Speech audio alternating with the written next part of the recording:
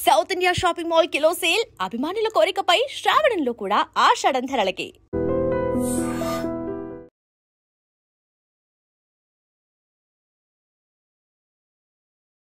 Welcome to iDream media.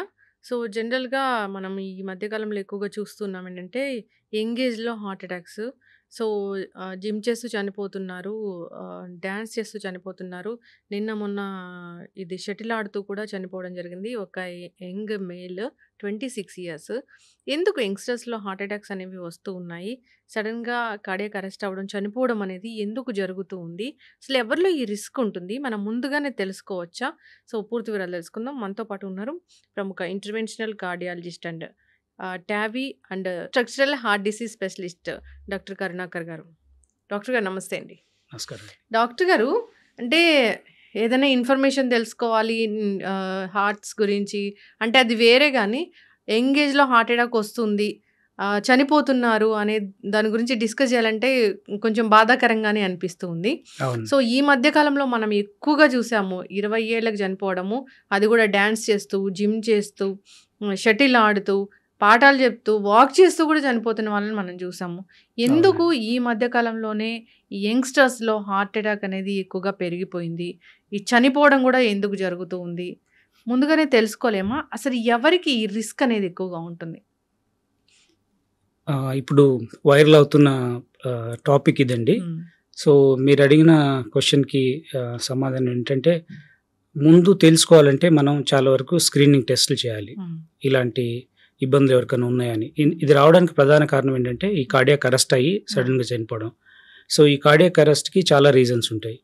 ఒకటి ఏంటంటే congenital heart diseases కావచ్చు, అంటే పుట్టుకలో వచ్చే ప్రాబ్లమ్స్ని ఆ టైంలో ఐడెంటిఫై చేయలేకుండా అవి స్లోగా పెరిగిపోయి ఒక సివియర్ స్టేజ్కి వచ్చినప్పుడు ఇలా జరగడం జరుగుతుంది. లేదా కొన్ని అక్వైర్డ్ రీజన్స్ వల్ల, అంటే కొన్ని జెనెటిక్ కండిషన్స్ ఉంటాయి, కొన్ని కార్డియోమయోపతీస్, సపోజ్ హైపర్ట్రోఫిక్ కార్డియోమయోపతి కానీ, డైలేటెడ్ కార్డియోమయోపతి కానీ, ఇలాంటి కండిషన్స్ ఉన్నప్పుడు అంటే మామూలుగా రెస్ట్లో ఉన్నప్పుడు చాలా మందికి సిమ్టమ్స్ తెలియదు. ఇవి ఎప్పుడైతే బాగా స్ట్రెస్లో ఉన్నప్పుడు, ఫిజికల్ స్ట్రెస్ కానీ లేదంటే ఎమోషనల్ స్ట్రెస్ కానీ ఉన్నప్పుడు అన్మాస్క్ అయ్యే ఛాన్సెస్ ఉంటాయి. కొన్ని కండిషన్స్లో ఏముందంటే ప్రజెంటేషనే సడన్ కార్డియాక్ డెత్ ఉంటుంది. సో ఇలా అలాంటి ప్రాబ్లమ్స్ ఉన్నా, లేదా కొంతమందికి ఇప్పుడు మారుతున్నటువంటి ఈ లైఫ్ స్టైల్, అన్హెల్దీ హ్యాబిట్స్, వీటి వల్ల ఏముందంటే ఈ బ్లాకేజెస్ ఏర్పడడం అనేది, రక్తాలలో బ్లాకేజెస్ ఏర్పడము, అంటే ఈ హార్ట్ అటాక్కి సంబంధించిన ఏదైతే సమస్య ఉంటుందో అది కూడా కొంత ఎర్లీగా స్టార్ట్ అవుతుంది. అంటే మన ఇండియన్ పాపులేషన్లో కంపేర్ టు వెస్ట్రన్ పాపులేషన్ ఒక 10 to 15 years ఎర్లీగా వస్తుంది మనకు. అది మన జెనెటిక్ ప్రీడిస్పోజిషన్, అంటే మనకున్నటువంటి జెనెటిక్ ప్రీడిస్పోజిషన్ ఉంది మనకు. అదేవిధంగా రిస్క్ ఫ్యాక్టర్స్ కూడా మనకి ఎక్కువ, డయాబెటీస్, హైపర్ టెన్షన్, స్మోకింగ్, ఇవన్నీ మనకి ఎక్కువ. సో మనం డయాబెటీస్లో అంటే చాలా డయాబెటీస్ ఎక్కువ ఉన్న కంట్రీస్లో మనం కూడా ముందు వరుసలో ఉన్నాం. కాబట్టి ఈ రిస్క్ ఫ్యాక్టర్స్ ఒకవైపు, జెనెటిక్ ప్రీడిస్పోజిషన్ ఒకవైపు, తర్వాత మన దగ్గర స్క్రీనింగ్ లేకపోవడము, లేదంటే ముందే ఆ అవేర్నెస్ లేకపోవడము, దాన్ని తెలుసుకోకపోవడము, ఇలాంటి అన్ని కారణాల వల్ల ఈ కండిషన్స్ ఏదైతే ఉన్నాయో మిస్ అయిపోయి అవి బాగా స్ట్రెస్లో ఉన్నప్పుడు, అంటే బాగా స్పోర్ట్స్ యాక్టివిటీ కానీ లేదంటే ఇటువంటి ఏదైనా కల్చరల్ యాక్టివిటీస్ కానీ, హై ఇంటెన్సిటీ ఫిజికల్ యాక్టివిటీస్ ఏదైనా చేసినప్పుడు అది బయటపడడం జరుగుతుంది. చాలా మందికి, కొంతమందికి సిమ్టమ్స్ ఆ టైంలో బయటపడి వాళ్ళు రెస్ట్గా తీసుకొని మళ్ళీ వచ్చి చెక్ చేసుకుంటే అది బయటపడడం ఒక ఎత్తు అయితే, కొంతమందిలో అంటే ఈ ప్రజెంటేషన్లో ఒక 25 to 30% అనేది సడన్ కార్డియాక్ డెత్ ఉంటుంది. కాబట్టి సడన్గా కొలాప్స్ అయి చనిపోయినప్పుడు ఇంకా మనం దానికి రీజన్స్ ఏంటి అనేది అన్లెస్ అటాప్సీ చేస్తే కానీ తెలియదు ఎందుకో ఉంది అనేది. కాబట్టి మన దగ్గర అలాంటి ప్రోటోకాల్స్ లేవు, మన దగ్గర స్క్రీనింగ్ లేదు. యుఎస్లో అక్కడ వాళ్ళు చెప్పేది ఏంటంటే కంపల్సరీ ఈ హై ఇంటెన్సిటీ స్పోర్ట్స్లో ఎవరైతే పాల్గొంటున్నారో వాళ్ళందరికీ స్క్రీనింగ్ అనేది, అంటే క్వశ్చనేర్ ఉంటుంది, అంటే హెల్త్కి సంబంధించిన questionnaire as well as ECG, 2D ఇలాంటి టెస్టులు చేసి వాళ్ళ అవన్నింటిలో నార్మల్గా ఉంటే అప్పుడు మాత్రమే వాళ్ళని అలో చేయడం జరుగుతుంది. అట్లీస్ట్ అంటే అలాంటిది ఏదైనా ప్రోటోకాల్ మన దగ్గర గవర్నమెంట్ సైడ్ నుంచి కానీ లేదా అథారిటీస్, హెల్త్ అథారిటీస్ నుంచి వస్తే, అవునండి. సో అదే అందుకనే అంటే ఈ మాస్ స్క్రీనింగ్ అంటే షటిల్ ఆడే ప్రతి ఒక్కరికి చేయడం కాదు, కానీ అట్లీస్ట్ కొంత అంటే హై ఇంటెన్సిటీ ఫిజికల్ యాక్టివిటీస్లో మనం పాల్గొంటున్నాము, అలాంటి ఇది ఉంది అన్నప్పుడు ఒకసారి చెక్ చేసుకోవడం అనేది మంచిదండి. ఎస్పెషల్లీ రిస్క్ ఫ్యాక్టర్స్ ఉన్న వాళ్ళకు, ఏదైనా ఫ్యామిలీ హిస్టరీ ఉన్నా ఫ్యామిలీలో ఏదైనా హార్ట్ డిసీజెస్ ఉన్నా లేదా ఫ్యామిలీలో డయాబెటీస్, హైపర్ టెన్షన్ ఇలాంటి హై రిస్క్ కండిషన్స్ ఉన్నప్పుడు ఆ ఇండివిజువల్ ముందే చెక్ చేసుకుంటే కొంతవరకు మనం ఇలాంటి వాటిని ముందే పసిగట్టవచ్చు. తద్వారా మనం దీన్ని అంటే ఇలాంటి సడన్ కార్డియాక్ డెత్స్ అనేది మనం ప్రివెంట్ చేయడం. ఆ మధ్య మనం ఒక అమ్మాయి యంగ్స్టరే డాన్స్ చేస్తూ చనిపోవడం చూసాము. అవును. ఆవిడ ఒక నెల ముందే టెస్ట్లన్నీ చేయించుకున్నారు. దాంట్లో అసలు ఎక్కడా కూడా తేడా లేదని చెప్పడం కూడా జరిగింది. అంటే ఇందులో టెస్ట్లో కూడా 2 రకాలు ఉంటాయి. కొన్ని బేసిక్ టెస్ట్లు ఉంటాయి, కొన్ని అడ్వాన్స్డ్ ఉంటాయి. అంటే బేసిక్ టెస్ట్లలో ఒక్కోసారి మిస్ అవ్వచ్చు. ఏదైతే ఈసీజీ, 2D ఈకో ఇలాంటివి చేస్తారో అలాంటి వాళ్ళకి ఏంటంటే స్పెషల్గా స్ట్రెస్ టెస్టులు చేయడం కానీ, అంటే ట్రెడ్మిల్ టెస్ట్ లాంటివి, లేదంటే ఇంకొకసారి ఇంకా ఏదైనా డౌట్ ఉన్నప్పుడు ఏదైనా ఎంఆర్ఐ స్కాన్స్ కానీ లేదంటే సిటీ స్కాన్స్ కానీ ఇలాంటివి చేస్తే కొంతవరకు బయటపడుతుంది. ఇప్పుడు హార్ట్కి ఏదైనా ఒక ప్రాబ్లం ఉంది అన్నప్పుడు ఒక్క లక్షణం అంటే ఆయాసం రావడమా లేకపోతే ఊపిరి తీసుకోవడంలో ఇబ్బంది అట్లా ఏం కనపడవా డాక్టర్ గారు? అంటే ఉంటుందండి. చాలామంది అంటే వాళ్ళు దాన్ని నెగ్లెక్ట్ చేయడం వల్ల అలా జరుగుతుంది. ఏదైనా అంటే హార్ట్ది సడన్ కార్డియాక్ డెత్ అవ్వచ్చు, ఉన్నటువంటి సడన్ కొలాప్స్ అవ్వచ్చు ఎవరైనా, ఆ ఛాన్స్ ఉంది. కానీ బట్ చాలా మందిలో మాత్రం కొన్ని సిమ్టమ్స్ ఉంటాయి. లేదంటే ఆయాసం ఉండడము, లేదంటే ఛాతీలో నొప్పిగా ఇబ్బందిగా ఉండడము, లేదంటే మంటలాగా ఉండడము, లేదంటే ఏదైనా దడలాగా అనిపించడము, లేదంటే బాగా విపరీతమైన నీరసం అంటే ఏ పని చేయని నిస్సత్తుగా ఉండడం, ఇలాంటివి ఏదో ఒకటి కళ్ళు తిరిగినట్టు ఉండడము, ఇలాంటివి కొంతమందికి హార్ట్ అటాక్ వచ్చినప్పుడు కొంతమందికి వామిటింగ్ సెన్సేషన్ రావడము అలాంటివి ఉంటాయి. కానీ అందరిలో ఉండాలని ఏం లేదు. సైలెంట్ హార్ట్ అటాక్స్ కానీ సైలెంట్ అంటే ఆల్రెడీ హార్ట్ అటాక్ వచ్చి సైలెంట్గా వచ్చి మామూలుగా తిరుగుతున్న వాళ్ళు కూడా చాలా మంది ఉంటారు. వాళ్ళు రొటీన్ టెస్ట్కి వచ్చినప్పుడు మనం చెక్ చేసి మీకు ఆల్రెడీ హార్ట్ ప్రాబ్లం ఉందంటే వాళ్ళు నమ్మరు. అలాంటి కండిషన్స్ కూడా ఉంటాయి. బట్ చాలా మందిలో ఏదో ఒకటి ఉంటుంది. కాకపోతే ఏంటంటే మనం చాలా మందిలో చూసేది ఏంటంటే కొంత నెగ్లిజెన్సీ. అంటే యంగ్ ఏజ్ కదా, హార్ట్ ప్రాబ్లం ఎందుకు ఉంటుంది వీళ్ళకు, ఉండదులే, ఇదేదో గ్యాస్ నొప్పి, లేకపోతే ఇదేదో అలసట వల్ల వచ్చింది, ఇదేదో కొంచెం స్ట్రెస్ వల్ల వస్తుంది, స్ట్రెయిన్ అయినారు, ఇట్లా దాన్ని పోస్ట్పోన్ చేసి కొంచెం నెగ్లెక్ట్ చేయడం వల్ల దాన్ని మిస్ అవుతున్నారు. కానీ చాలా మంది తర్వాత టెస్ట్ చేసి మనం ప్రాబ్లం ఉందన్నప్పుడు తర్వాత అడిగితే చెప్తారు కొంతమంది, అవునండి మాకు కొంచెం ఉండేది, తేడా ఉండేది, అది మేము ఇలా అనుకున్నాము, గ్యాస్ అనుకున్నాము, ఇలా అనుకున్నాము. తర్వాత తేడా అంటే అసలు ఒకటి ఇట్లా ఉంటుంది, ఇది మీరు వెళ్ళి హార్ట్ చెకప్ చేయించుకోండి అంటే ఒక తేడా అంటే ఏముంటుంది డాక్టర్ గారు? ఒక లక్షణం అంటే ఒక్కటే అని పిన్ పాయింట్ చేయలేమండి, ఒకే లక్షణం ఉండండి. మనం అనుకున్నట్టు సైలెంట్ కూడా ఉండొచ్చు ప్రాబ్లం. కాబట్టి ఈ మనం అనుకున్న లక్షణాలు ఉంటే మనం ఏం చేయలేము. బట్ ఎవరికైనా ఏదైనా ఆయాసం ఉంటుంది, అన్యూజువల్ ఆయాసం అంటే ఇంత ముందు ఉండేదానికంటే ఎక్కువ అవుతుంది ఆయాసం, లేదంటే కొద్ది పనికి ఆయాసం వస్తుంది, లేదా పని చేసినప్పుడు ఏదైనా ఛాతీలో బరువుగా ఉంటుంది, లేదంటే మంటగా, నొప్పిగా, లేదంటే బిగుతుగా ఉండడం, అట్లాంటి సెన్సేషన్ అంటే అన్కంఫర్టబుల్గా ఛాతీ చెస్ట్లో అనీజీగా ఉందంటారు కదా, అలాంటి సెన్సేషన్ ఉన్నా, లేకపోతే దడలాగా వస్తున్నా, అంటే హార్ట్ బీటింగ్ బాగా పెరిగినట్టు అట్లా ఆ సెన్సేషన్ వచ్చిన, రీలింగ్ సెన్సేషన్, కళ్ళు తిరుగుతున్నట్టు అనిపించిన, డిజీనెస్ లాగా ఉన్నా, లేదు అంటే ఏదన్నా బాగా వీక్నెస్ అంటే ఉన్నట్టుండి సడన్గా వీక్నెస్ రావడం. అంటే కొంతమంది అలానే చెప్తారు, సడన్గా నీరసం అయిపోయాము, ఏం చేసుకోలేకపోయాము, అలా ఉంది. లేదంటే కొంతమందికి బాగా విపరీతమైన స్వెట్టింగ్ వస్తుంటుంది, అంటే ఈ పెయిన్ వచ్చినప్పుడు స్వెట్టింగ్ రావడం కానీ, అలాంటి ఏదైనా అన్యూజువల్గా సడన్గా ఇంతకుముందు ఉన్న దానికంటే ఏదైనా సడన్గా చేంజ్ వస్తుందంటే ఈ లక్షణాలు ఏదైనా ఉంటే హార్ట్ చెకప్ అనేది ముందు చేయించుకోవాలి. హార్ట్కి సంబంధించిన లక్షణం అండి. అంటే యూజువల్గా ఏంటంటే ఐదర్ రిథమ్ డిస్టర్బెన్స్ అంటే హార్ట్ బీటింగ్లో తేడాలు వచ్చినప్పుడు కానీ, లేదంటే హార్ట్ పంపింగ్ ఏమైనా తగ్గి బీపీ డ్రాప్ అయినప్పుడు కానీ ఇలా కళ్ళు తిరగడం అనేది జరుగుతూ ఉంటుంది. కాబట్టి మనం ఇలాంటి సిమ్టమ్స్ ఏదైనా ఉన్నప్పుడు వెళ్ళి చెక్ చేసుకుంటే చాలా వరకు మనకు ఐడెంటిఫై అవుతుందండి. అంటే ఈ వ్యాక్సిన్ వేసుకోవడం వల్ల ఇలాంటివి ఎక్కువ అవుతున్నాయంటారా? అంటే వ్యాక్సిన్ మీద చాలా చర్చ జరిగింది, చాలా రకాల డిస్కషన్స్ దీనివల్ల ఎక్కువైనాయి అని చెప్పి అంటున్నారు. కానీ ఈ మధ్య రీసెంట్గా ఐసీఎంఆర్ వాళ్ళు కండక్ట్ చేసిన స్టడీలో కూడా వ్యాక్సిన్స్ వల్ల హార్ట్ డిసీజ్ పెరగలేదు. వ్యాక్సిన్స్ వల్ల కొంతమందిలో అంటే వ్యాక్సిన్ తీసుకున్న కొద్ది రోజులు మాత్రం ఆ క్లాటింగ్ అయ్యే స్వభావం అనేది కొంతమందిలో పెరిగింది. ఎందుకంటే కొన్ని రకాల యాంటీబాడీస్ ఫామ్ అయ్యి అందులో ఉన్న ఏజెంట్స్కి హార్ట్లో క్లాట్స్ ఫామ్ అయ్యి కొంతమందికి బ్లాకేజెస్ రావడం, అంటే ఆర్టరీస్లో ఐదర్ గుండెకి సంబంధించిన రక్తనాళాలు కానీ, లేదంటే కాళ్ళకు సంబంధించిన రక్తనాలు కానీ, బ్రెయిన్కి సంబంధించిన రక్తనాలు కానీ అలా వచ్చింది. కానీ అది చాలా తక్కువ పర్సంటేజ్ అండి, చాలా తక్కువ పర్సంటేజ్. కాబట్టి ఇవన్నీ అంటే పోస్ట్ కోవిడ్లో ఇది ఎక్కువైంది కాబట్టి చాలామంది కోవిడ్ వల్లనే ఎక్కువైంది, కోవిడ్ ఒకటి, కోవిడ్ వ్యాక్సిన్ ఒకటి, దాని మీద దాని మీదనే అవును. కోవిడ్ ఎవరికైతే బాగా సివియర్‌గా వచ్చి హాస్పిటలైజ్ అయ్యి స్టెరాయిడ్ తీసుకొని ట్రీట్మెంట్ తీసుకున్నారో వాళ్ళలో గూడా ఇలాంటి ఛాన్స్ అనేది ఎక్కువగా ఉంటుందని చెప్తూ ఉన్నారు. అవునండి. అంటే కోవిడ్ ఉన్నప్పుడు సివియర్ కోవిడ్ వచ్చి హాస్పిటల్ అయిన వాళ్ళకు రిస్క్ ఎక్కువ హార్ట్ స్ట్రోక్ రావడం. ఎందుకంటే అది స్ట్రెస్ కాబట్టి. ఆ స్ట్రెస్‌లో హార్ట్ అనేది ఎఫెక్ట్ అవుతుంది కాబట్టి ఆ టైంలో వచ్చాయి. కానీ ఇప్పుడు వస్తున్న మరణాలని మనం కోవిడ్ వల్ల అని చెప్పడానికి సైంటిఫిక్ అప్పుడు ప్రూఫ్ తీసుకున్న ఏం లేదు. ట్రీట్మెంట్ ఇప్పుడు దాకా అంటే దాని ప్రభావం ఏమి ఉండదా డాక్టర్ గారు? ఇన్ని రోజులు ఉండదండి. యూజువల్‌గా ఈ రిస్క్ అయితే ఏదైతుందంటే వ్యాక్సిన్ తీసుకున్నప్పుడు వచ్చే రిస్క్ ఏదైతుందంటే కొన్ని వారాలండి, 3 to 4 వీక్స్ ఉంటుంది. దాని తర్వాత దాన్ని రిస్క్ అనేది తగ్గుతుంది. ట్రీట్మెంట్లు ఇచ్చిన స్టెరాయిడ్స్ వల్ల కూడా ఇప్పటికి ఏమీ ఇంత లాంగ్ టర్మ్ ఎఫెక్ట్ ఉంటుంది. అంటే స్టెరాయిడ్ ట్రీట్మెంట్ తీసుకున్నప్పుడు కొన్ని ఎఫెక్ట్స్ ఉంటాయి అప్పట్లో. అంటే తీసుకునే టైంలో ఉంటుంది. బట్ తగ్గించిన తర్వాత ఆపేసిన తర్వాత ఇన్ని రోజులకు అనేది రాదు. ఇప్పుడు ఇప్పుడు అందరూ భయపడుతూ ఉన్నారు. ఇప్పుడు మోస్ట్ అవునండి. కామన్‌గా మనం చూస్తున్నాము ఇలాంటి వార్త ఏదైనా వచ్చిందంటే ఖచ్చితంగా భయపడుతూ ఉంటారు. అవునండి. ఆబ్వియస్లీ నేను కూడా భయపడ్డాను. అవునండి. యంగ్‌స్టర్స్‌లో హార్ట్ అటాక్ అంటే భయమేస్తూ ఉంటుంది. అయితే ఇప్పుడు 20 ఏళ్ల వాళ్ళు ఖచ్చితంగా వెళ్ళి టెస్టులు చేయించుకోవాల్సిన అవసరం ఉందా? అంటే మన ఇంటర్నేషనల్ రికమెండేషన్ ప్రకారం బీపీ స్క్రీనింగ్ అనేది 18 ఇయర్స్ నుంచి స్టార్ట్ చేయాలి.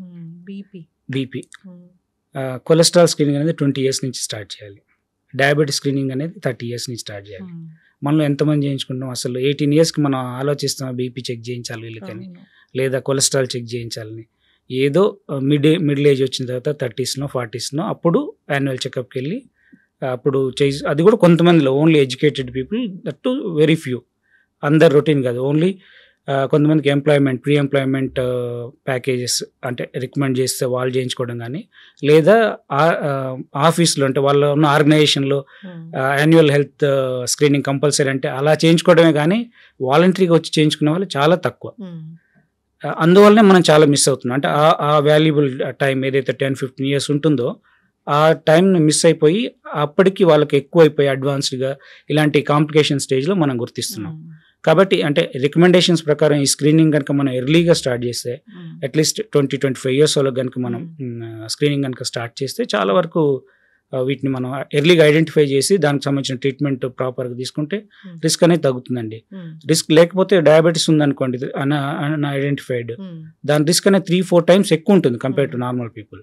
సో అలానే హైపర్ టెన్షన్ ఉన్నా కూడా స్ట్రోక్ రావడానికి రిస్క్ ఉంటుంది. అన్నీ పెరుగుతాయి కాబట్టి మనం ముందే వాటిని రిస్క్ ఫ్యాక్టర్స్ ఏదైతుందో వాటిని మనం స్క్రీన్ చేసి దాని ప్రివెంటివ్ మెజర్స్ తీసుకుంటే ఈ కాంప్లికేషన్స్ రాకుండా ప్రివెంట్ చేయొచ్చు మనం. ఇప్పుడు భయంతో వెళ్ళి ఈసీజీ తీయించుకుంటారు డాక్టర్ గారు. ఇక్కడ చెస్ట్ పెయిన్ ఏది వచ్చినా కానీ ఈసీజీ తీయించుకుంటారు. ఈసీజీ నార్మల్గా ఉంటే గుండె జబ్బు లేనట్లేనా? కాదండి, ఈసీజీ నార్మల్గా ఉంటే 100% చెప్పలేం నార్మల్ ఉంది అని. అంటే బేసిక్గా మేము అంటే యాజ్ ఎ కార్డియాలజిస్ట్గా మేము చూసేది ఏంటంటే పేషెంట్ హిస్టరీ ఎలా ఉంది, అంటే వాళ్ళు చెప్పే సిమ్టమ్స్ ఏమన్నా సింక్ అవుతున్నాయా దీనికి హార్ట్ డిసీజెస్కి లేదా, దాంతో పాటు ఈసీజీ ఎలా ఉంది. ఒక్కొక్కసారి కొంతమందికి హార్ట్ మనం ఈవెన్ టెస్ట్ చేసినప్పుడు కూడా నార్మల్గా ఉంటాయి అన్ని టెస్ట్లు. ఈసీజీ నార్మల్ ఉంటుంది, 2D నార్మల్ ఉంటుంది, స్ట్రెస్ వాల్యూమ్ కూడా ఒక్కొక్కసారి నార్మల్ రావచ్చు. కానీ కొంతమంది చెప్తుంటారు నా ఇబ్బంది ఉంటుందండి అని చెప్పి, ఏదైనా సిమ్టమ్స్ ఉంటుందని. నిన్ననే యాక్చువల్గా నా ఓల్డ్ పేషెంట్ బయట నుంచి వచ్చారు, ఛత్తీస్గఢ్ నుంచి, రాయ్పూర్ నుంచి. సో 4 years బ్యాక్ వాళ్ళకి స్టెంట్ చేసాము, నార్మల్గానే ఉన్నారు, అంతా అక్కడే ఫాలోఅప్ చేసుకున్నాం. మళ్ళీ 1-2 times వచ్చారు, ఇక్కడ రాలేదు. కానీ ఈ మధ్య ఆమెకు మాట్లాడుతుంటే నాకు ఆయాసం వస్తుంది అని చెప్పి వచ్చారు. మాట్లాడుతుంటే కూడా ఇబ్బంది అవుతుంది, 1 month నుంచి కొంచెం ఏదో తేడాగా ఉందని. ఇటుకి రాగానే మేము అన్ని బేసిక్ టెస్ట్లు అన్నీ చేయించాము, అన్నీ నార్మల్ వచ్చాయి. బట్ అయినా కూడా ఈ సిమ్టమ్స్కి ఈ టెస్ట్లకి అంత కోరిలేట్ అవ్వట్లేదు అని చెప్పి యాంజియోగ్రామ్ సజెస్ట్ చేశాము. యాంజియోగ్రామ్ చేస్తే చాలా క్రిటికల్ బ్లాక్ ఉంది వేరే దగ్గర. అంటే స్టెంట్స్ పెట్టింది బాగానే ఉన్నాయి, స్టెంట్స్ బాగున్నాయి, వేరే చోట క్రిటికల్ బ్లాక్ అనేది డెవలప్ అయింది. సో ఇలా యాంజియోగ్రామ్ చేసేటప్పుడు ఏమైనా కెమికల్ లాంటిది ఇస్తారా, లేదంటే జస్ట్ అంటే కాంట్రాస్ట్ ఏజెంట్ అండి, డై అంటాము. అంటే రేడియోగ్రఫిక్ కాంట్రాస్ట్ అంటే మనం అది దాని ఎక్స్రే మిషన్లో మనం అది చెక్ చేస్తుంటాం కాబట్టి అది మనకు తెలియడానికి, అంటే ఈ రత్నాలు అనేది ట్యూబ్స్, ఆ ట్యూబ్స్ స్ట్రక్చర్ ఎలా ఉంది, ఏమైనా నేరో అయినాయా లేదా అని తెలుసుకోవడానికి ఇంజెక్షన్ ఇస్తాం. ఆ ఇంజెక్షన్ ద్వారా అదంతా ఫిల్ అవుతుంది. ఎక్కడైతే నేరోగా ఉందో ఆ నేరో పార్ట్లో మనకు నేరోగా కనిపిస్తుంది. ఏం ప్రాబ్లం ఉండదు డాక్టర్? అంటే ఇదేదో డై వెళ్తుంది. అవునండి, అంటే డై నార్మల్గా దాంతో వచ్చే ప్రాబ్లమ్స్ ఏంటంటే కొంతమందికి అలర్జీ ఉండొచ్చు, కాంట్రాస్ట్ అలర్జీ అంటాం. అలర్జీ ఉన్న వాళ్ళకి ఎస్పెషల్లీ సీ ఫుడ్ అలర్జీ లేదంటే ఇట్లాంటి అలర్జీ ఉన్న వాళ్ళకు అందులో అయోడినేటెడ్ కాంట్రాస్ట్ కాబట్టి అయోడిన్కి సంబంధించిన అలర్జీ ఎవరికైతే ఉందో అది వాళ్ళకి ఇవ్వకూడదు. ఇంకొకటి ఏంటంటే కొంతమందికి కిడ్నీ ఫంక్షన్ ఏదైనా బోర్డర్ లైన్లో ఉండి కిడ్నీ పేషెంట్స్ అన్న బోర్డర్ లైన్లో ఉన్నప్పుడు ఈ కాంట్రాస్ట్ వల్ల కొంచెం కిడ్నీ క్రియాటిన్ అవి పెరిగే ఛాన్సెస్ ఉంటాయి. కాబట్టి ఈ ప్రికాషన్స్ తీసుకొని నెఫ్రాలజిస్ట్ అడ్వైస్ తీసుకొని ప్రాపర్ హైడ్రేషన్ తర్వాత దానికి సంబంధించిన కొన్ని మెడిసిన్స్ ఉంటాయి అవన్నీ తీసుకుంటూ మనం చేయొచ్చు. అదే ఈ అలర్జీ ఉన్న వాళ్ళు కూడా దాన్ని ఐడెంటిఫై ముందే తెలిస్తే దానికి యాంటీ అలర్జిక్ మెడికేషన్స్ ఉంటాయి కొన్ని, ఆ మెడిసిన్స్ ఇచ్చి అవి తగ్గించిన తర్వాత మనం చెక్ చేయొచ్చు. ఇది సిటీ కరోనరీ యాంజియో అంటామా లేకపోతే నార్మల్ యాంజియో? అంటే రెండు ఒకటే అండి, అంటే సిటీ అయినా నార్మల్ యాంజియోగ్రామ్ అయినా సేమ్ కాంట్రాస్ట్ ఇస్తారు కాబట్టి రిస్క్ అనేది సేమ్ ఉంటుంది. అలా ఏదైతే కాంట్రాస్ట్ వచ్చే రిస్క్ ఉంటుందో అలర్జీ కానీ లేదంటే ఈ రీనల్ డిస్ఫంక్షన్ అంటే ఎక్కువ అయ్యే ఛాన్స్ కానీ ఉంటుంది. కాబట్టి రెండింటికి కూడా సేమ్ ప్రికాషన్స్, హైడ్రేషన్ బాగా ఇవ్వడము తర్వాత కొన్ని రకాల మెడిసిన్స్ ఇవ్వడం రాకోకుండా అవి చేసినట్లయితే చాలా వరకు ఈ రిస్క్ అనేది లేకుండా చేయొచ్చు. దాంట్లో అయితే క్లియర్గా తెలుస్తుంది. ఇంకా దాంట్లో క్లియర్గా తెలుస్తుంది అంటే యాంజియోగ్రామ్లో మనకు అంటే అల్టిమేట్గా ఈ టెస్ట్లు మనం ఏదైతే చేయిస్తామో ఈసీజీ 2D కో టీఎంటీ ఇవన్నీ చేయించేది లోపల బ్లాక్స్ ఉన్నాయా లేదా అనేది ఇండైరెక్ట్గా టెస్ట్ చేయడానికి.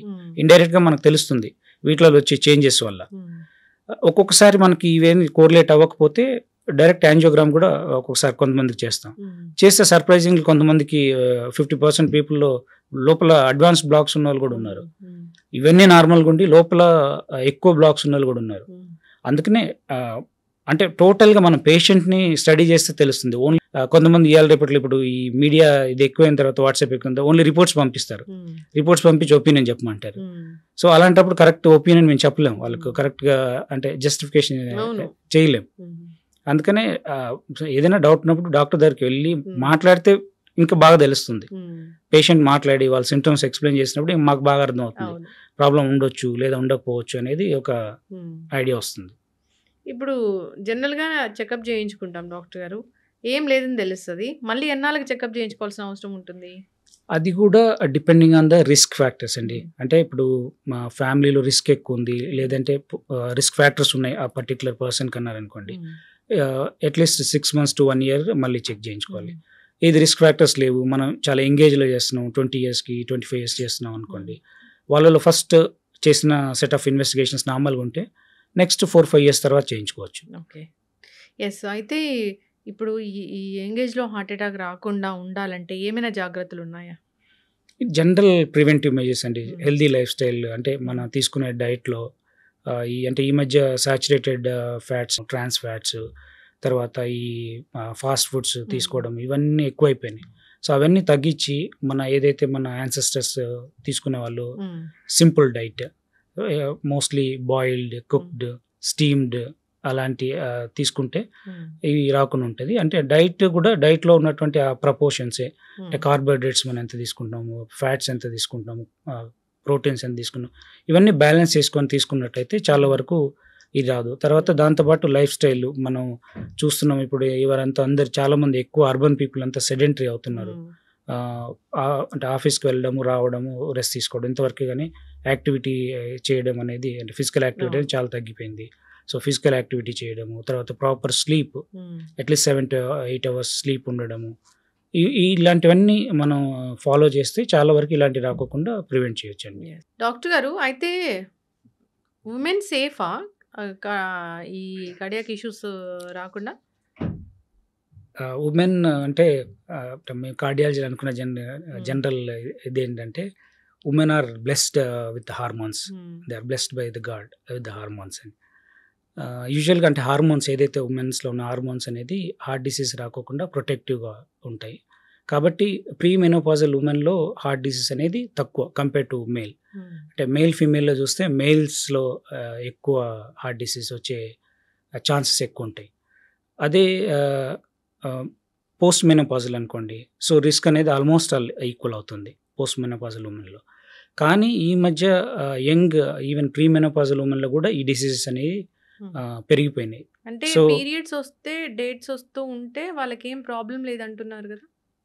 అట్లనేం లేదండి. అంటే ఈ మధ్య కొంతమంది అంటే ఈ లైఫ్ స్టైల్ మారడం వల్ల కొంతమందికి రిస్క్ అనేది పెరిగింది. బట్ కంపేర్ టు మెన్ డెఫినెట్‌గా ఉమెన్ ఆర్ వాళ్ళకు ఛాన్సెస్ చాలా తక్కువ ఓకే. హార్ట్ డిసీజెస్ రావడానికి. జెనెటికల్‌గా ఉంటే ఖచ్చితంగా జెనెటిక్ ప్రిడిస్పోజిషన్ ఉంటే వస్తుందండి. వస్తుంది. లేదు అంతా హెల్తీగానే ఉన్నారంటే బీపీ, షుగర్ మానిటరింగ్ అనేది ఖచ్చితంగా తీసుకోవాలి. ఈసీజీ ఇలాంటి టెస్టులు, హార్ట్‌కి సంబంధించిన టెస్టులు చేయించుకోవాలంటే ఎన్నేళ్ళకి ఒకసారి ఎన్నేళ్ల నుంచి చేయించుకోవాలి వాళ్ళు? అంటే యూజువల్‌గా అట్‌లీస్ట్ అంటే అట్‌లీస్ట్ ఇండియన్ రికమెండేషన్ ప్రకారం అట్‌లీస్ట్ 30 ఇయర్స్ నుంచన్నా స్టార్ట్ చేస్తే బెటర్ అండి. 30 ఇయర్స్ వచ్చిన తర్వాత యాన్యువల్ అంటే ఒకసారి చెకప్ చేయించుకొని అందులో వచ్చే రిజల్ట్స్ని బట్టి ఒకవేళ అబ్నార్మల్ రిజల్ట్స్ ఉంటే అట్‌లీస్ట్ ఇయర్లీ చేయించుకోవాలి.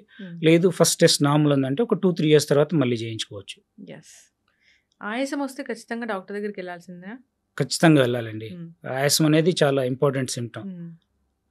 చాలామంది అంటే ఈ ఆయాసం గురించి చెప్తాను మీకు ఒకటి. నా ఫ్రెండ్ వాళ్ళ బ్రదర్ ఊరికి వాళ్ళ వైఫ్ చూయించుకోవడానికి హాస్పిటల్కి వచ్చారు. వచ్చి వెళ్తూ ఆల్మోస్ట్ డోర్ దగ్గర నుంచి కొంచెం ఈ మధ్య నాకు కొంచెం ఆయాసంగా ఉంటుంది అని చెప్పారు. ఎందుకు ఆయాసంగా ఉంటుంది అంటే కొద్దిగా వెయిట్ పెరిగింది. సో సరే ఎందుకైనా మంచిది స్క్రీనింగ్ అని అన్ని రకాల స్క్రీనింగ్ చేసి ఈవెన్ సిటీ స్కాన్ కూడా చేయడం జరిగింది. అప్పుడు మా దగ్గర సిటీ స్కాన్ కూడా ప్రోటోకాల్ ఉంది కాబట్టి సిటీ స్కాన్ చేస్తే సర్ప్రైజింగ్లీ రొటీన్ టెస్ట్లన్నీ నార్మల్ వచ్చి సిటీ స్కాన్లో క్రిటికల్ బ్లాక్ బయటపడింది. సిటీ స్కాన్లో కూడా బయటపడతా? సిటీ యాంజియోగ్రామ్ అండి. సిటీలో 2 రకాలు ఉంది. యాక్చువల్గా చాలామంది ఏంటంటే సిటీ కాల్షియం స్కోర్ వర్క్ చేయించుకుంటున్నారు. సిటీ కాల్షియం స్కోర్ అనేది ఓన్లీ కాల్షియం కనిపిస్తుంది, బ్లాకేజెస్ అందులో కనిపించవు. అంటే కాల్షియం ఎక్కువ ఉందంటే మనకు రిస్క్ ఎక్కువ ఉన్నట్టు, అప్పుడు మనం దానికి తగిన ప్రికాషన్స్ తీసుకోవడం అవి చేసుకోవాలి. లేదా సిమ్టమ్స్ ఉంటే యాంజియోగ్రామ్ టెస్ట్కి వెళ్ళాలి. ఒక్కొక్కసారి కొంతమందికి సిటీ యాంజియోగ్రామ్ అనే టెస్ట్ కూడా ఉంది, అవైలబుల్ ఉంది. అంటే డైలమా ఉండి ఇట్లా డౌట్ఫుల్గా ఉన్నప్పుడు సిటీ యాంజియోగ్రామ్ చేస్తే కొంతమందికి సర్ప్రైజింగ్లీ కొంతమందికి ఈ బ్లాక్స్ అనేది బయటపడుతుంది. యంగ్ ఏజ్లో కూడా చాలా మందికి బయటపడుతున్నాయండి. సో అలా బయటపడినప్పుడు దానికి సంబంధించిన మళ్ళీ యాంజియోగ్రామ్ టెస్ట్ చేసి కన్ఫర్మ్ చేసుకొని బ్లాక్స్ని క్లియర్ చేయడం జరుగుతూ ఉంటుంది. అయితే డాక్టర్ గారు ఇప్పుడు ఏదో ఒక ఇంజెక్షన్ వచ్చింది హార్ట్ అటాక్ రాకుండా అని ఆ మధ్య విన్నాము, అది ఏంటండి అసలు? అది హార్ట్ అటాక్ రాకుండా ప్రివెంట్ చేసే ఇంజెక్షన్ కాదండి, ఇది కొలెస్ట్రాల్ కంట్రోల్ చేసే ఇంజెక్షన్. దాన్ని కొంచెం అలా హైప్ చేసి పబ్లిసిటీ చేశారు. అది అంటే బేసిక్ ఏంటంటే ఇంతకుముందు కూడా మనకు మెడిసిన్స్ ఉన్నాయి. ఏదైతే కొలెస్ట్రాల్ ఎక్కువ ఉన్నా లేదంటే డయాబెటీస్ ఉన్న వాళ్ళకి, బీపీ ఉన్న వాళ్ళకి స్టాటిన్స్ అని మనం మెడిసిన్స్ ఇస్తాం. కొలెస్ట్రాల్ని కంట్రోల్ చేసే మెడిసిన్, అంటే ఎస్పెషల్లీ బ్యాడ్ కొలెస్ట్రాల్ని తగ్గించడానికి. సో ఆ మెడిసిన్స్ అనేది దానివల్ల కొంతమందిలో సైడ్ ఎఫెక్ట్స్ రావడం కానీ, అంటే కొంతమందికి బాడీ పెయిన్స్ వస్తాయి, విపరీతమైన బాడీ పెయిన్స్ అవి వేసుకున్న తర్వాత అలా సైడ్ ఎఫెక్ట్స్ ఉన్నా, లేదా కొంతమందికి లివర్ ఎంజైమ్స్ అనేది ఎలివేట్ అవుతాయి దానివల్ల సైడ్ ఎఫెక్ట్, అలాంటి లివర్ ఇబ్బందులు ఏదైనా వచ్చినా, లేదా కొంతమందికి ఆ టార్గెట్స్ అనేది అచీవ్ అవ్వవు. కొంతమందికి అంటే ఎల్డిఎల్ కొలెస్ట్రాల్ ఈ రేంజ్లో ఉండాలి అనేది రికమెండేషన్ ఉంటే ఆ రేంజ్ వరకు రారు, ఈవెన్ హై డోసెస్ తీసుకున్నా. అలాంటి వాళ్ళకు మళ్ళీ ఈ రికరెన్స్ వచ్చే ఛాన్సెస్ ఎక్కువ ఉంటాయి కాబట్టి దానికి కొత్తగా లేటెస్ట్గా అడ్వాన్స్గా ఇంజెక్షన్స్ కనుక్కున్నారు. ఈ మన ఎవలోక్యుమాబ్, అలోరిక్యుమాబ్, తర్వాత ఇది మన కొత్తగా ఈ ఇంక్లిసిరాన్ అనేది ఇంజెక్షన్. సో ఇవి కనుక్కున్నారు. ఈ ఇంజెక్షన్స్ వల్ల ఏంటంటే ఆ కొలెస్ట్రాల్ కంట్రోల్ అనేది చాలా ర్యాపిడ్గా, చాలా అంటే టార్గెట్స్ అనేది బాగా వస్తున్నాయి, చాలా తగ్గిపోతుంది. సో దానివల్ల ఈ రిస్క్ అనేది తగ్గుతుంది కాబట్టి అది కొంతమందికి రికమెండ్ చేస్తాం. సో దాన్నే చాలామంది ఇది హార్ట్ అటాక్ ప్రివెంట్ చేసే మెడిసిన్ అని, లేదంటే ఇది అంటే ఇంకా సంజీవిని అని కొన్ని పేపర్స్లో అలా రాయడం జరిగింది. బేసిక్ ఏంటంటే ఇది కొలెస్ట్రాల్ మెడిసిన్, యాంటీ ఈ కొలెస్ట్రాల్ పెరగకోకుండా వాడే ఇంజెక్షన్ అని. రాకుండా జాగ్రత్తలు చెప్పారు. సరే అట్లా ఏదైనా క్రౌడెడ్ ప్లేసెస్లో లేదంటే నార్మల్గా కుప్పకూలి పడిపోయారు అనుకోండి, ఎవరైనా అలా పడిపోయారు మన కళ్ళ ముందు అన్నప్పుడు అసలు ఏం చేయాలి డాక్టర్ గారు? అంటే ఫస్ట్ అంటే అట్లా సడన్గా కొలాప్స్ అయినప్పుడు మనం వాళ్ళ పల్స్ చెక్ చేయాలండి. పల్స్ అంటే ఐదర్ రేడియల్ అంటే ఇక్కడ ఉండే చేతిలో ఉండే నాడి కానీ, లేదంటే కరోటెడ్ పల్స్ కానీ చెక్ చేసి, అది కనుక పల్స్ తెలియట్లేదు అన్నారు అనుకోండి, పల్స్ తగలట్లేదు కాబట్టి అంటే పల్స్ తెలియట్లేదంటే కార్డియాక్ అరెస్ట్ అయినట్టు అర్థం. సో కార్డియాక్ అరెస్ట్ అయితే ఇమీడియట్గా సిపిఆర్ స్టార్ట్ చేయాలండి. సిపిఆర్ స్టార్ట్ చేసి ఒకవేళ ఆ ఫెసిలిటీ సిపిఆర్ కంటిన్యూ చేస్తూ ఆ ఫెసిలిటీలో మనకు డిఫిబ్రిలేటర్ కనుక ఉంటే, ఏఈడి ఆటోమేటెడ్ ఎక్స్టర్నల్ డిఫిబ్రిలేటర్ కనుక అవైలబుల్ ఉంటే దాంతో మనం షాక్స్ డెలివరీ చేస్తే చాలా వరకు, అంటే అందులో కొన్ని రకాల అరిథమియాస్ ఉంటాయి, అవి ఈవెన్ సిపిఆర్ చేసినా కూడా మనం సర్వైవ్ చేయలేం పేషెంట్. షాక్ ఇస్తేనే అది రివర్ట్ అవుతుంది. వెంట్రుకులర్ టెకికార్డియా, వెంట్రుకులర్ ఫిబ్రిలేషన్ ఉంటాయి. కాబట్టి అది సైమల్టేనియస్గా సిపిఆర్ చేస్తూ దగ్గర ఉన్న హాస్పిటల్ తీసుకెళ్ళడం, ఎక్కడైతే ఈ ఏఈడి ఉండే ఛాన్సెస్ ఉన్నాయో అట్లాంటివి. లేదంటే యాక్చువల్గా ఏఈడీస్ కనుక ఉంచుకుంటే మంచిదండి. యాక్చువల్గా ఉంచడం అంటే మన గవర్నమెంటే పాలసీ డెసిషన్ తీసుకొని పెద్ద పెద్ద షాపింగ్ కాంప్లెక్స్లు కానీ, ఎక్కడైతే క్రౌడెడ్ ప్లేసెస్ ఉంటాయో, షాపింగ్ మాల్స్ కానీ, ఇట్లా ఈవెంట్స్ జరిగే ఏరియాస్ కానీ, లేదంటే స్టేడియంస్ కానీ, స్పోర్ట్స్ ఈవెంట్స్ జరిగే ఏరియాస్ కానీ, అలాంటి వాటిలో పెడితే కొంతవరకు హెల్ప్ అవుతుంది. ఖచ్చితంగా సో సిపిఆర్ అనేది నేర్చుకోవాలండి, క్వాలిటీ సిపిఆర్. సో అందుకనే ఈ మధ్య యాక్చువల్గా గవర్నమెంట్ కూడా చాలా అంటే స్కూల్స్లో పోలీస్ పర్సనల్కి మనం చూసాం ఈ మధ్య చాలా ఇన్సిడెంట్లో పోలీస్ చాలా చక్కగా సిపిఆర్ చేసి చాలా మందిని సేవ్ చేశారు. సో అలా అవేర్నెస్ కనుక మనం క్రియేట్ చేసినట్టయితే చాలా వరకు సేవ్ చేయొచ్చు, sudden cardiac arrest, sudden cardiac డెత్స్ని ప్రివెంట్ చేయొచ్చు. వెంటనే నియర్ బై ఉన్న ఏ హాస్పిటల్కైనా తీసుకెళ్ళండి అట్లీస్ట్. అంటే అక్కడ డాక్టర్స్ ప్రైమరీ ట్రీట్మెంట్ చేసి అంటే ప్రాబ్లం ఏందో ఐడెంటిఫై చేసి, మల్టీ స్పెషాలిటీ దూరంగా సూపర్ స్పెషాలిటీకి వెళ్ళాలనుకొని అదే అండి, అది అంటే అట్లీస్ట్ కొంచెం అంటే మినిమల్ ఫెసిలిటీస్ ఉన్న దగ్గర తీసుకెళ్తే బెటర్ అండి. అంటే మనకు బెస్ట్ హాస్పిటలే కావాలని ఒక 10 కిలోమీటర్స్ ఉన్న దూరం ఉన్న హాస్పిటల్కి తీసుకెళ్తే చాలా డిలే అవుతుంది. దాని బదులు పక్కన ఏదన్నా 1 కిలోమీటర్లో ఉంది లేదా 1/2 కిలోమీటర్ ఉంది అనుకోండి, అక్కడ తీసుకెళ్తే అక్కడ కూడా డాక్టర్స్ ఉంటారు కాబట్టి అట్లీస్ట్ అంత క్వాలిటీ ట్రీట్మెంట్ దొరకకపోయినా అట్లీస్ట్ ఫస్ట్ ఎయిడ్ దొరికి లైఫ్ సేవ్ చేసేంత వరకు అయితే వాళ్ళు ట్రై చేస్తారు. ఏదైనా ఇంట్యుబేట్ చేయడం కానీ, లేదంటే సిపిఆర్ చేయడం కానీ, ఇట్లాంటి డిఫిబ్రిలేట్ చేయడం కానీ ఏదో చేసి కొంత స్టెబిలైజ్ చేసిన తర్వాత ఇంకా కావాలంటే అడ్వాన్స్ ట్రీట్మెంట్ కోసం అప్పుడు షిఫ్ట్ చేసుకోవడం అనేది బెస్ట్ స్ట్రాటజీ అండి. చక్కగా చెప్పారు డాక్టర్ గారు. సో హార్ట్ అటాక్ యంగేజ్లో వస్తూ ఉందంటే ఒకసారి టెస్టులు చేయించుకోవాల్సిన అవసరం అయితే ఉంటుంది. ఎవరికైనా ఫ్యామిలీ హిస్టరీ ఉన్నప్పుడు, లేదా కొంచెం డౌట్ ఉన్నప్పుడు, ఆయాసాలు అలాంటివి వస్తున్నప్పుడు, లేదా వర్కౌట్స్ ఎక్కువగా చేయబోతున్నారు, జిమ్లో జాయిన్ అవబోతున్నారు అన్నప్పుడు కూడా ఒకసారి స్క్రీనింగ్ చేయించుకుంటే మంచిది. డాక్టర్ సలహా అనేది ఖచ్చితంగా తీసుకోవాల్సిందే. ఇబ్బంది పడుతున్నారు, ఏదో ఒక సిమ్టమ్ వచ్చింది అన్నప్పుడు డాక్టర్ దగ్గరికి వెళ్ళాల్సిందే. సో కొంచెమైనా లక్షణాలు కనిపిస్తాయి కాబట్టి కొందరికి కనిపించవు. అది మీరు చెప్పింది దానికి బ్యాక్గ్రౌండ్ ఇలా ఉంటుందని చెప్పారు. సో అందరూ జాగ్రత్తలు తీసుకోవాలి. బీపీ, డయాబెటీస్ ఇలాంటివి ముందుగానే ఉన్నాయా లేదా అని చెక్ చేయించుకోవాల్సిన అవసరం అయితే ఖచ్చితంగా ఉంటుంది డాక్టర్ గారు. ఒకవేళ ఎవరైనా మన ముందు కొలాప్స్ అయి పడిపోతే అసలు ఏం చేయాలనే దాని గురించి చాలా చక్కగా చెప్పారు. ఫాలో అవ్వాలని కోరుకుందామండి. చక్కటి ఇన్ఫర్మేషన్. ధన్యవాదాలు డాక్టర్. థ్యాంక్స్ అండి.